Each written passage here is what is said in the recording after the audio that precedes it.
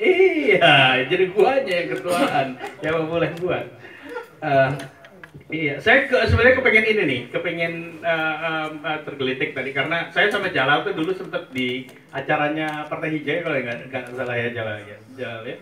Kita tandeman dan seru gitu. Dan saya ingin mengutip satu statementnya Jalal yang saya sangat sukai sampai sekarang adalah bahwa kalau pertanyaannya adalah kenapa kita harus membangun dengan berwawasan lingkungan, memang karena nggak ada pilihan lain. Kita itu hidup berdasarkan belas kasih alam. Jadi itu. Jadi kalau alam memberikan, kita bisa hidup. Kalau alam mengambil apa yang dia berikan, kita nggak bisa ngapa-ngapain. Jadi itu lah gitu ya. Jadi kita tidak punya kekuatan apapun. Ya la haula wala quwata gitu ya. Kecuali dengan kebaikan alam kan gitu. Versi Ramadan.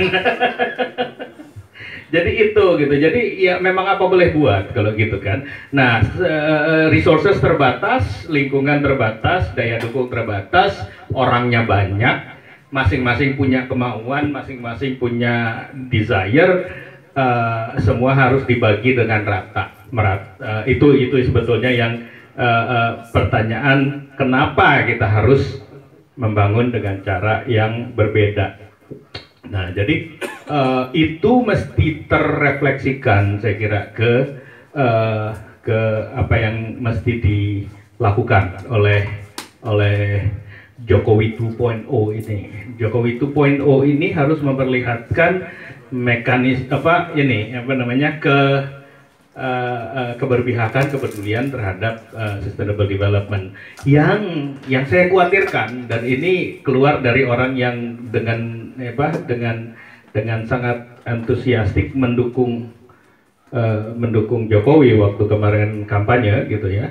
Yang saya perhatikan adalah sebetulnya komitmen itu belum kuat-kuat amat gitu ya. 5 tahun ke belakang kita lihat deh gitu ya, sebetulnya belum kuat-kuat amat, dan ada resiko kedepannya itu bisa melemah sebetulnya, dan itu yang tidak boleh terjadi. Nah, apa yang mesti diprioritaskan? Jadi isu-isu lingkungan yang harus diprioritaskan itu harus diberikan dan kemudian dikontekstualisasikan ke misi yang sudah Jokowi kasih tahu gitu ya. Misi pertama dia maunya adalah sumber daya manusia. Dia akan membangun sumber daya manusia, itu yang periode keduanya. Sesudah periode pertama adalah infrastruktur. Nah, apa hubungannya lingkungan dengan sumber daya manusia? Itu kan juga mesti di frame dengan baik supaya beliau dengar. Jokowi itu kalau bilang kita harus menurunkan carbon footprint, enggak, sumpah deh. Mudah-mudahan nggak kena pasal penghinaan ya kalau saya bilang bahwa jangan-jangan itu nggak akan ditangkap dengan baik gitu oleh presiden. Jadi harus dilihat apa nih gitu ya, impact atau implikasi dari pembangunan berwawasan lingkungan terhadap sumber daya manusia kita. Apakah masyarakat Indonesia akan lebih pinter? Apakah rakyat Indonesia lebih sehat? Apakah mereka mendapatkan lingkungan yang baik, itu berarti dia bisa meningkatkan kualitas hidupnya. Jadi itu yang memang mesti dicari. Jadi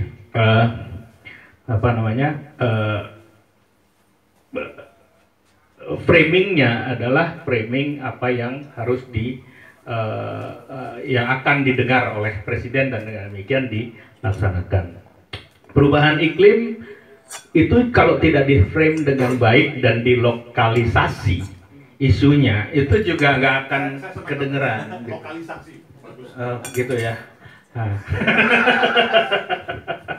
Hati-hati loh, gubernurnya ini loh. Ya, kalau porsi pemuda tadi terkait dengan di bawah 40 dan yang lain-lain itu potensinya itu memungkinkan nggak untuk bisa yang tuir-tuir saja selalu muncul gitu? Itu kan dua. Iya.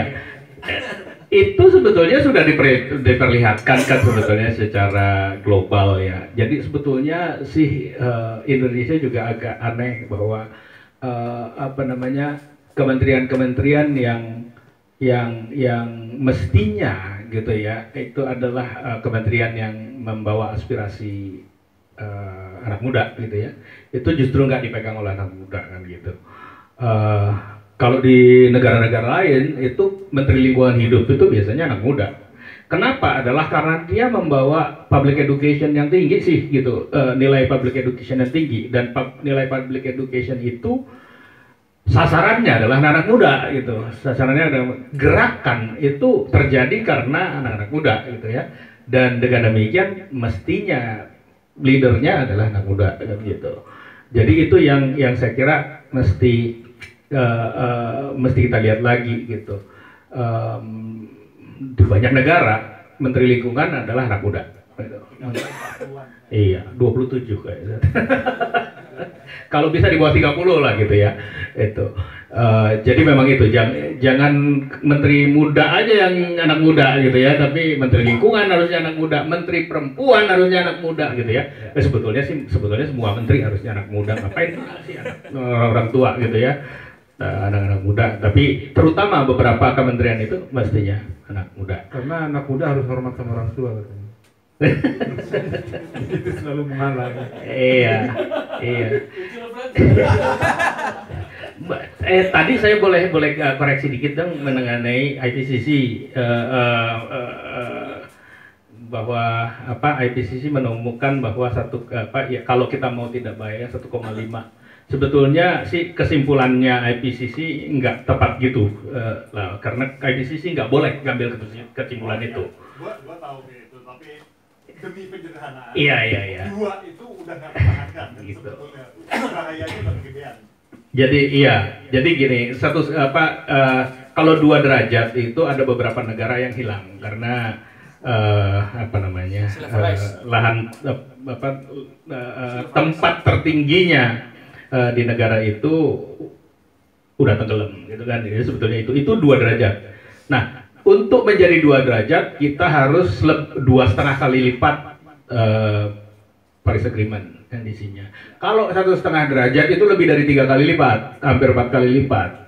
Nah, kalau kita lihat Indonesia NDC-nya itu payah kita karena satu-satunya harapan kita hanya di sektor energi sebetulnya. Sektor kehutanan udah lumayan ambisius kok itu, menurunkan deforestasi 90%, itu luar biasa. Nah kalau mau ditambah dengan ini lahan gambut baru 2 juta yang masuk ke dalam NDC, padahal kita punya 15 juta yang berpotensi untuk diperbaiki. Nah yang paling besar memang energi gitu. Energi kita itu NDC-nya sama sekali tidak ambisius. 23% pada tahun 2025 yang nggak akan tercapai anyway gitu ya. Sekarang berapa? 2025 itu tinggal 6 tahun lagi gitu ya, kita menaikkan lebih dari 2 kali lipat nggak mungkin. Nah kemudian 2050 dengan 31%. Itu pun gitu ya, itu sangat tidak ambisius karena target itu sudah ada sebelum NDC dibuat gitu. Jadi itu tinggal NDC ya udah masukin aja target karya kita yang sudah ditentukan duluan gitu, sehingga harusnya itu business as usual bukan NDC gitu.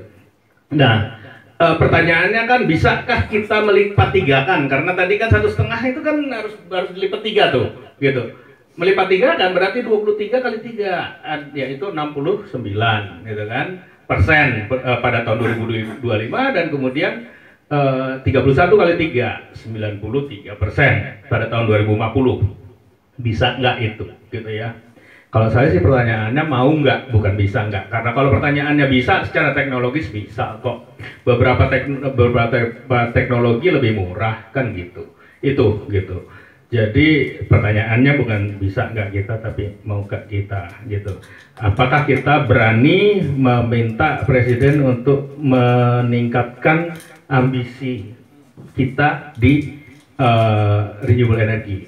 Dan terus terang aja dari banyak sekali isu lingkungan, saya kok nggak nggak bisa berpaling gitu ya dari isu renewable energy sebagai salah satu isu yang yang luar biasa pentingnya, yang setengah mati, karena itu kelindahan politiknya tinggi banget kan itu ya. Seksi killers memperlihatkan gitu ya bahwa di dua kubu itu sama, nggak sama sih sebetulnya, nggak bisa sama dong, gimana sih.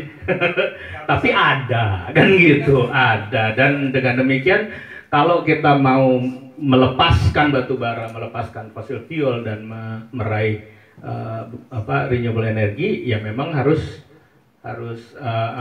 diputus kelindahan politiknya, dan itu membutuhkan political will yang lumayan tinggi di presidennya gitu. Itu betul ya. Oke. Ya, ada lagi yang mau? Belum ada yang mau nyebutin nama ya. Siapa sih anak di bawah 40 atau 40 awal kayak gitu yang bisa kita jagoin?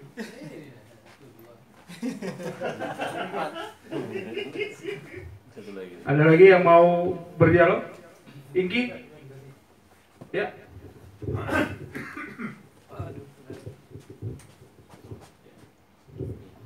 Iya, terima kasih Mas Puput. Bismillahirrahmanirrahim. Assalamualaikum warahmatullahi wabarakatuh. Beberapa waktu belakangan ini kita kan cukup disibukkan oleh agenda. Oh iya. Iya. Diri di kota ini. Beberapa waktu ini kita cukup disibukkan oleh agenda politik yang jadi perhatian kita semua ya. Dan dari hiruk pikuk itu kita melihat bahwa ada perkembangan positif terkait partisipasi publik, terutama terkait pengawasan dan pemantauan dari proses-proses pemilu gitu ya. Jadi selain awal pemilu yang tahun 2014 diinisiasi oleh Mas Najib, tahun ini juga ada beberapa platform serupa, kayak misalnya Kawal Pilpres, terus juga ada lagi yang dibuat teman-teman Mata Rakyat misalnya, dan beberapa platform lain. Belum termasuk kehadiran lembaga pemantau independen yang terakreditasi di Bawaslu yang jumlahnya juga banyak. Nah, saya itu berangkat dari fenomena seperti itu gitu ya, di mana tingkat partisipasi publik itu cukup tinggi dalam proses-proses politik praktis seperti ini. Saya juga jadi bertanya-tanya, apakah mungkin partisipasi politik yang real ketika kemudian nanti pemerintahan terpilih itu kemudian sudah ditetapkan, itu juga masih akan berjalan gitu. Karena sebenarnya kan kalau dalam pikiran saya, yang penting justru pemantauan dan pengawasan setelah pemerintah terpilih ini ditetapkan gitu. Oke, memang pada proses politik praktisnya penting, tetapi jauh lebih penting untuk mengawasi ketika mereka sudah berkuasa gitu. Nah, mungkin menarik kalau kita juga mulai, ya mungkin tergantung bagaimana kemudian porsi dan peran kita masing-masing ya, untuk mendorong supaya partisipasi politik ini nggak hanya berhenti di tataran tahap politik praktis seperti ini, berhenti di tataran perebutan kekuasaannya aja, tapi terus berlanjut gitu. Karena apalagi kalau bicara isu pembangunan berkelanjutan gitu ya, jadi di Indonesia itu kan kesadaran soal itu masih sangat rendah. Kalau kita bandingkan dengan negara lain jauh banget. Apalagi kalau kita bandingkan dengan Swedia misalnya, di sana ada seorang anak SMP yang namanya Greta Thunberg itu kan. SMA jangan dikurangin. Oke, SMA. Ntar kita tambah malu. SMA.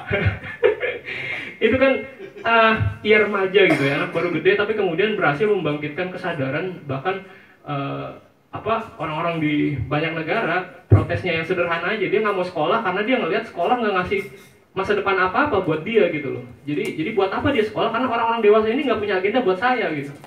Padahal pencemaran lingkungan ini luar biasa. Pemanasan global dan kerusakan lingkungan ini luar biasa gitu. Nah, saya pikir perlu mendorong agenda yang serius gitu ya, untuk lebih jauh lagi bagaimana kita berupaya membangkitkan, mendorong dan menjaga semangat partisipasi publik yang sudah bagus ini selama proses pemilu ini, supaya dia tetap terus berlanjut selama 5 tahun ke depan. Mungkin itu sih kalau yang ada dalam pikiran saya sekarang. Terima kasih. Ya, terima kasih Ingki. Silakan, Pak. Saya nambahkan sedikit, nama saya Ruslan. Ada dua mata pisau tentang pembangunan berkelanjutan ini. Yang pertama, isu yang negatif itu untuk quality dari kontraktor. Artinya gini, contoh, trotoar dibangun, ya kita maunya itu 30 tahun, tapi dia bisa bangunnya cuma bisa 3 tahun, dan itu quality control itu seolah-olah ada udang di balik kayak gitu ya, dan ini yang disukai oleh kontraktor. Artinya apa? Kita kedepannya akan mempunyai ibu kota baru, insya Allah ya, di Kalimantan. Ini adalah kemungkinan hilir sebuah pembangunan di Indonesia. Artinya apa? Dari mulai awal kita itu harus mengkontrol sesuatunya yang berkualitas, bukan hanya fisiknya, juga masa depannya gitu. Jadi bukan hanya sembarangan berkelanjutan pembangunan. Enaknya kontraktor sebetulnya yang membangun setiap 3 tahun, jadi berlanjut gitu. Jadi ini mata sisi yang lain yang saya ceritakan ya. Jadi artinya apa? Kita beri contoh Canberra, sebuah kota baru yang tadinya rebutan antara Melbourne dengan Sydney. Akhirnya diambillah tengah-tengah kota Canberra tadi. Nah, di sini kita melihat kualitas pembangunan di sana itu betul-betul diperhatikan kualitasnya gitu. Artinya jangan sampai pembangunan berkelanjutan itu imajinasi daripada sosial bisnisnya ataupun dari pihak kontraktornya itu dia maunya sembarangan aja. Itu sisi yang lain. Yang kedua menyoroti tentang paradigma pembangunan tentang menimbang kabinet. Tadi ada disinggung mengenai guru besar dari UGM, Pak Profesor Parasit ya.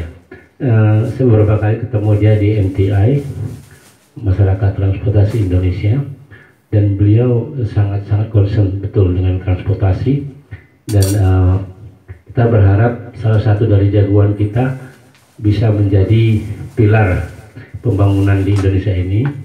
Dan saya berharap tim-tim yang tadi termasuk dari beliau di sini bisa mengkerucut apa itu kabinet yang betul-betul untuk paradigma pembangunan berkelanjutan ini. Jangan hanya untuk memikirkan pembangunan itu, tapi kualitasnya pembangunan itu sendiri. Terima kasih. Ya, terima kasih. Ya, silakan. Ya, menyambung yang disampaikan Mas Agus, juga Mas Ingki tadi dari si Sandi, Pak Slan. Ya, Mas Agus tadi soal targetnya yang ambisius.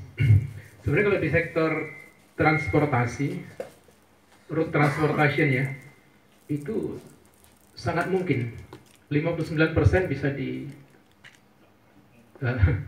artinya ya blok. Tapi memang tergantung tadi political will dari pemerintah. Ini ada grafik nih yang pernah kita coba kembangkan.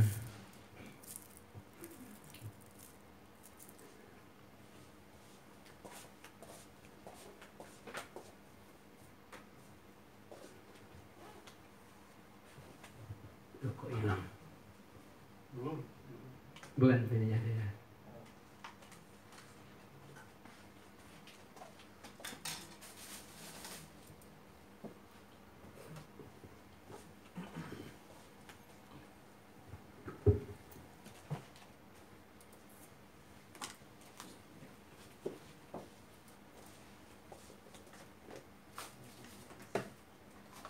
Nah, sebenarnya dengan melihat belum ya.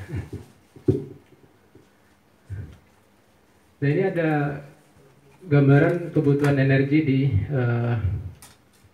land transportation atau road transportation lebih tepatnya, transportasi jalan raya. Ini penggunaan bensin sama solar. Jadi kalau angka 2017 totalnya kurang lebih sekian. Ya, hampir 50 juta kiloliter, dan ini ada emisi totalnya itu 173 megaton per tahun ya, kalau pakai tahun 2017 ya, dan ini akan meningkat terus gitu. Nah, sebenarnya sangat mudah dalam hal ini. Kita buat skenario Kalau seandainya tahun 2020, tadi saya ngomong soal kendaraan bermotor, kendaraan penumpang itu 1 liter untuk 20 kilo, kan Perpres 22 tahun 2017 tentang RUEN itu sudah menetapkan bahwa selama-lamanya tahun 2020 harus ada fuel economy standar. Itu antara lain membatasi konsumsi BBM tadi. Nah, kita coba set 1 liter 20, ya, 1 liter untuk 20 kilo pada tahun 2020. Kemudian tahun 2025 1 liter untuk 28 kilo. Dengan pola seperti itu sesungguhnya bukan target ya, katakan ini mampu menekan emisi karbon dioksida sampai 280 megaton ya per tahun. Ya, ini efisiensi. Terjadi efisiensi. Jadi kalau secara umum di bidang energi, transportasi kan bagian dari energi. Kalau hanya 23 itu terlalu rendah memang. Tapi kalau dalam konteks ini saja dengan menerapkan kebijakan yang seperti ini 59% langsung tercapai. Berlipat-lipat lebih dari 41% ya. Nah, tetapi memang untuk menetapkan 1:20 dan 1:28, 1:20 pada tahun 2020, 1:28 pada tahun 2025, ini kan sangat tricky. Sehingga kita coba kasih juga masukan kepada pemerintah, dan ini sudah dari tahun 2016, kandas dulu terakhir pertentangan antara mobil listrik dan non listrik ya. Padahal kita sudah membuka gini aja, teknologi itu netral aja, terserah pasar yang akan menyerap.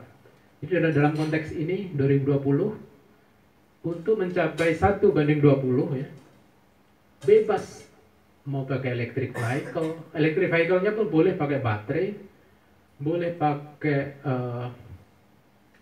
plug-in electric vehicle, bisa pakai hybrid ya.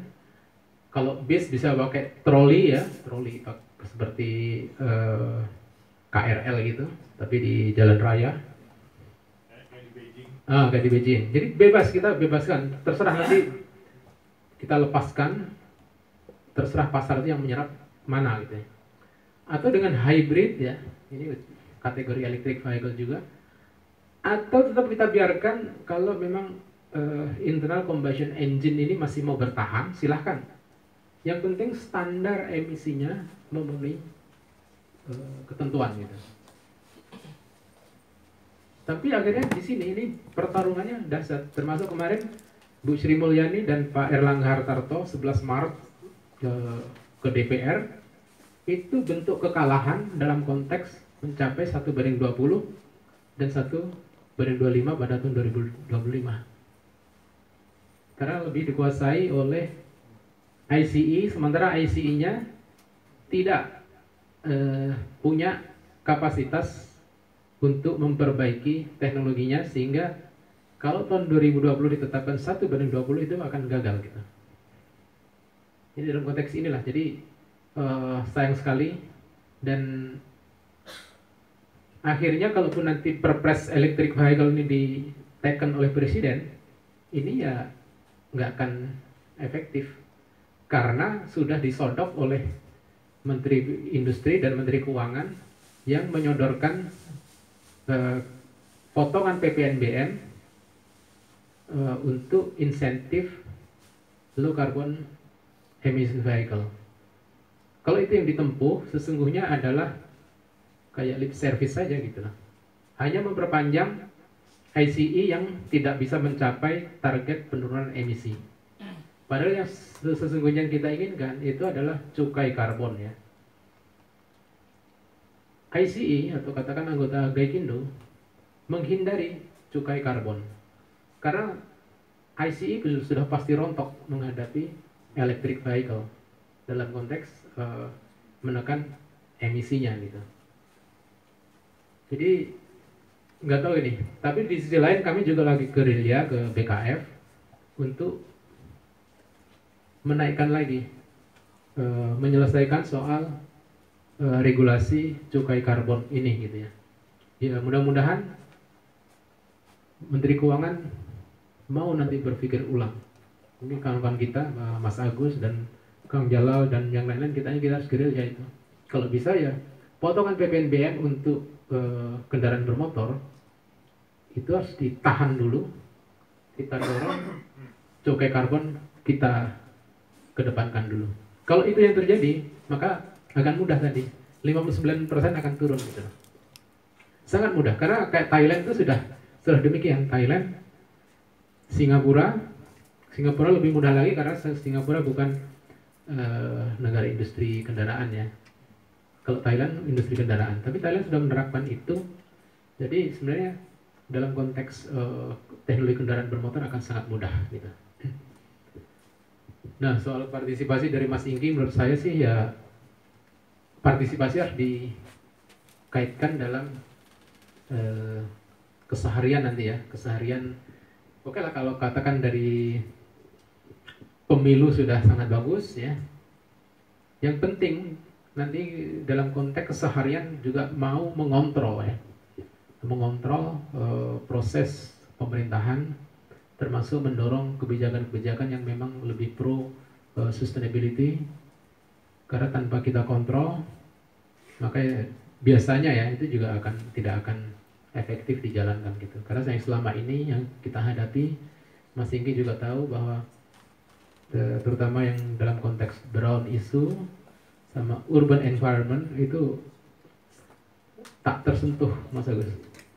Sama KLHK itu tak tersentuh. Kawan-kawan yang membidangi dia hanya suka. Padahal dirjennya BTS.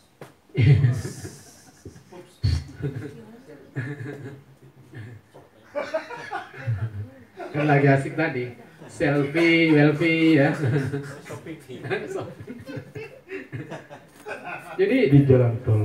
bukan dalam konteks konkret gitu loh.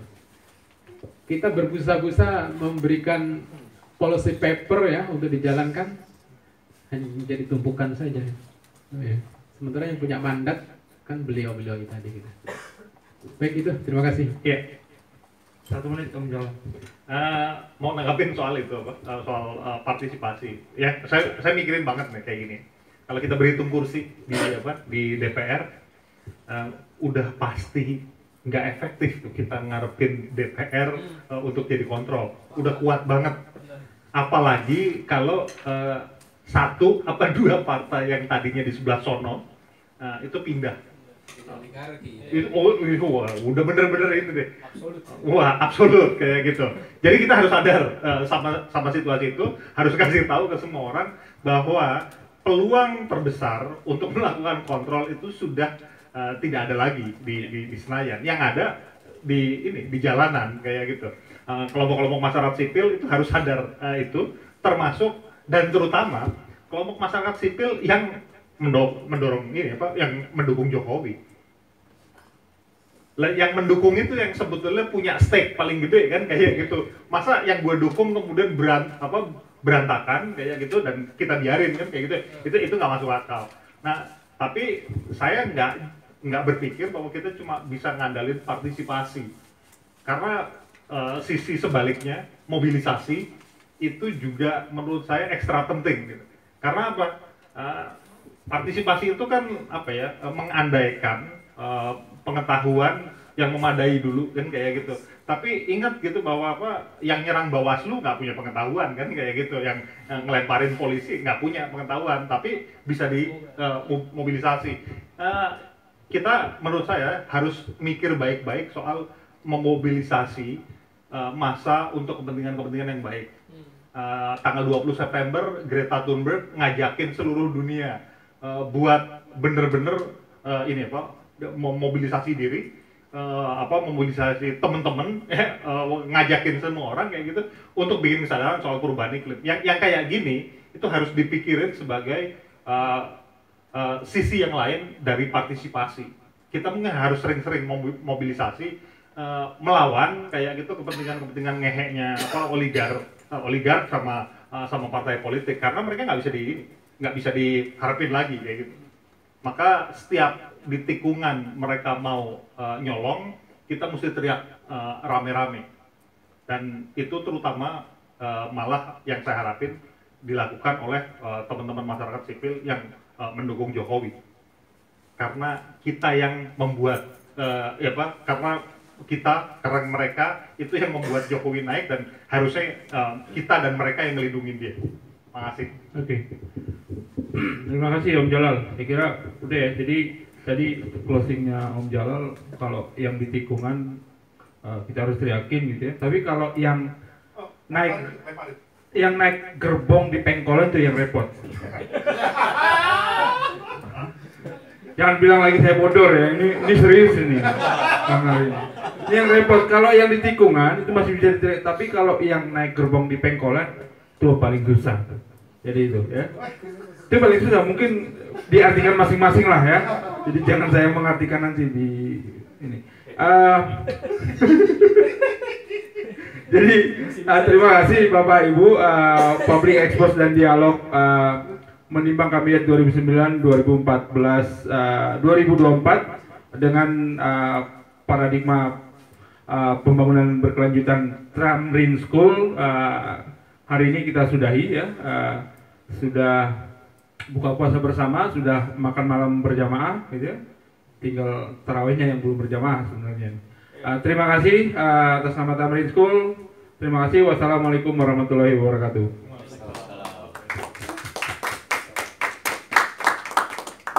Bener kan? Mesti diganti itu. Yang berjalan lingkungan hidup taruh yang muda. Ditegur gitu. Menterinya muda. Menterinya mau aman. Jadi kapan kita mulai mobilisasi mahasiswa? Iya. Pokoknya kalau ada yang ngaco, Sekarang yang mulai. Terawih di situ ya. di depan. Taruh di depan. Langsung. Di seberang. Mukanya langsung di luar. Beneran nih. Dapat tuh expose-nya dapat.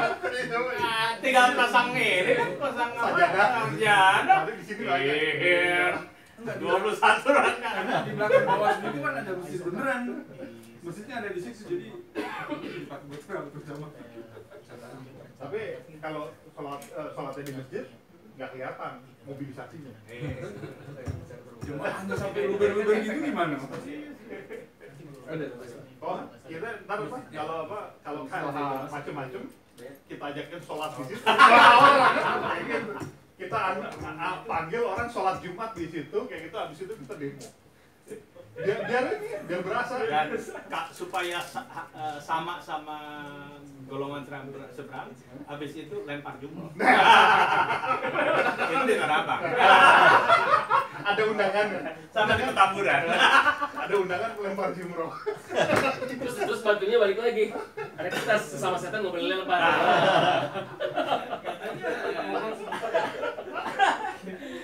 Gitu kan, apa kesaktiannya Brimob kita itu kan gitu. Dilempar batu. Yang masuk ambulan batunya.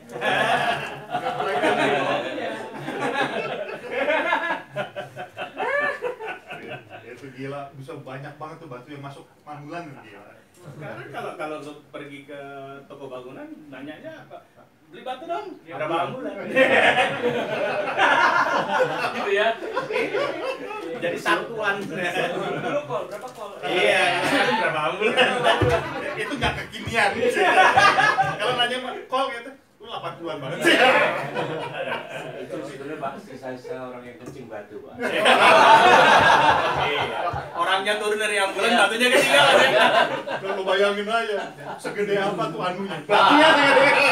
Orang Indonesia itu hebat ya. Batunya segede gini.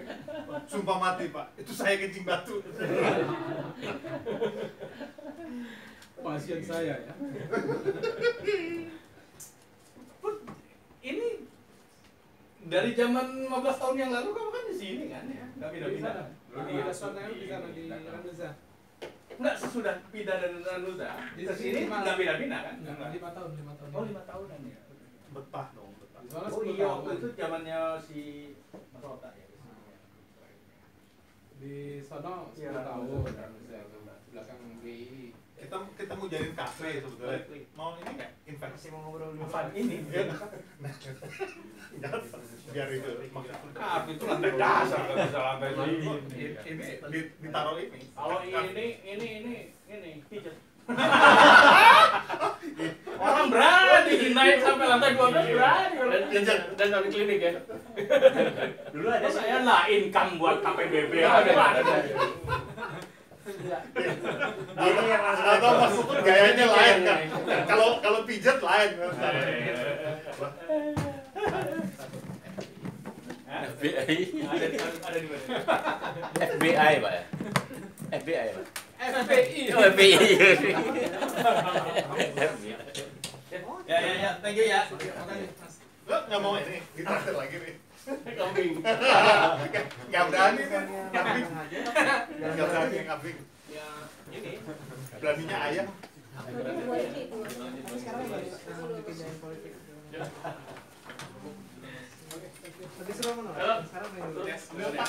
Thank you ya. Ini sih maksudnya tiap pembicaraan pasti ada ini. Om kemana aja om? Hah? Kemana mah? Gila badannya ramping banget gini. Aduh hai banget deh. Ringan tuh. Itu tantangannya adalah sesungguhnya dari Tapi gimana caranya Mas nulis sambil tidak subjektif? Nah, dunia politik kan sangat subjektif tergantung dari pandangan maksudnya.